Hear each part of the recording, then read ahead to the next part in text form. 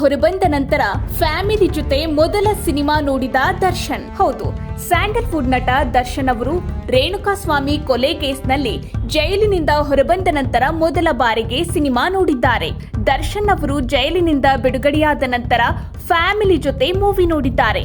ತಮ್ಮ ದಿನಕರ್ ತೂಗುದೀಪ್ ರಾಯಲ್ ಚಿತ್ರಕ್ಕೆ ದರ್ಶನ್ ಸಾಥ್ ಕೊಟ್ಟಿದ್ದು ಕುಟುಂಬ ಸಮೇತ ರಾಯಲ್ ಚಿತ್ರ ನೋಡಿದ್ದಾರೆ ದಾಸ. ದರ್ಶನ್ ಜನವರಿ 20ರಂದು ರಾತ್ರಿ ಅಮ್ಮ ತಮ್ಮನ ಜೊತೆ ರಾಯಲ್ ಸಿನಿಮಾ ನೋಡಿದ್ದಾರೆ. ಜಯಣ್ಣ ನಿರ್ಮಾಣದ ದಿನಕರ್ ನಿರ್ದೇಶನದ ವಿರಾಟ್ ಅಭಿನಯದ ರಾಯಲ್ ಸಿನಿಮಾ ಇದೇ ವಾರ ರಾಜ್ಯದಾದ್ಯಂತ ರಿಲೀಸ್ ಆಗಲಿದೆ. ರಿಲೀಸ್ಗೂ ಮೊದಲೇ ತಮ್ಮ ನಿರ್ದೇಶಿಸಿರುವ ಚಿತ್ರ ನೋಡಿದ ದರ್ಶನ್ ಅವರು ಮೂವಿ ಎಂಜಾಯ್ ಮಾಡಿದ್ದಾರೆ. ರಿಲೀಸ್ಗೂ ಮೊದಲೇ ತಮ್ಮ ನಿರ್ದೇಶಿಸಿರುವ ಚಿತ್ರ ನೋಡಿದ ದರ್ಶನ್ ಅವರು ಮೂವಿಯನ್ನ ಎಂಜಾಯ್ ಮಾಡಿದ್ದಾರೆ. ಸಾಕಷ್ಟು ಸವಾಲುಗಳ ಮಧ್ಯೆಯೂ ದರ್ಶನ್ ಸಿನಿಮಾ ಕೆಲಸದ ಕಡೆಯೂ ಗಮನ ಹರಿಸುತ್ತಿದ್ದಾರೆ ಎನ್ನಲಾಗಿದೆ. ಅದರಲ್ಲೂ ದರ್ಶನ್ ಅವರು ಇದೀಗ ಸಿನಿಮಾದ ಬಗ್ಗೆ ಪೋಸ್ಟ್ ಮಾಡಿದ್ದಾರೆ.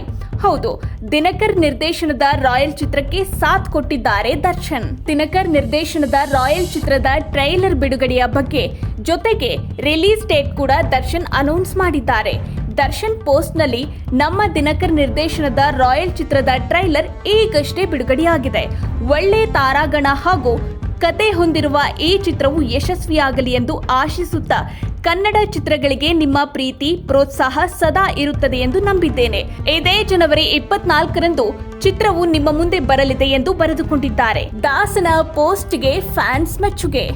ಈ ಪೋಸ್ಟ್ ನೋಡ್ತಿದ್ದಂತೆ ಫ್ಯಾನ್ಸ್ ತಾನು ಬೆಳೆದು ತನ್ನವರನ್ನು ಬೆಳೆಸೋ ಆ ಗುಣ ಎಂದು ಕಮೆಂಟ್ ಕೂಡ ಮಾಡ್ತಿದ್ದಾರೆ. ಇನ್ನು ಕೆಲವರು ಡೆವಿಲ್ ಅಪ್ಡೇಟ್ ಯಾವಾಗ ಎಂದು ಪ್ರಶ್ನೆ ಇಟ್ಟಿದ್ದಾರೆ.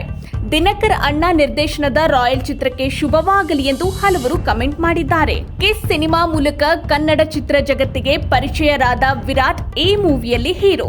ಸಂಜನಾ ಆನಂದ್ ನಾಯಕಿಯಾಗಿ ಕಾಣಿಸಿಕೊಂಡಿದ್ದಾರೆ. ಚರಣ್ ರಾಜ್ MR ಸಂಗೀತ ನಿರ್ದೇಶನ ಮಾಡಿದ್ರು. ರಘು ಮುಖರ್ಜಿ, ಛಾಯಾ ಸಿಂಗ್, ಅಜಿತ್ ಕುಮಾರ್, ರಂಗಾಯಣ ರಘು, ಪ್ರಮೋದ್ ಶೆಟ್ಟಿ, ಲವ್ ಮಾಕ್ಟೈಲ್ ಖ್ಯಾತಿಯ ಅಭಿಲಾಷ್ ತಾರಾ ಬಳಗದಲ್ಲಿದ್ದಾರೆ.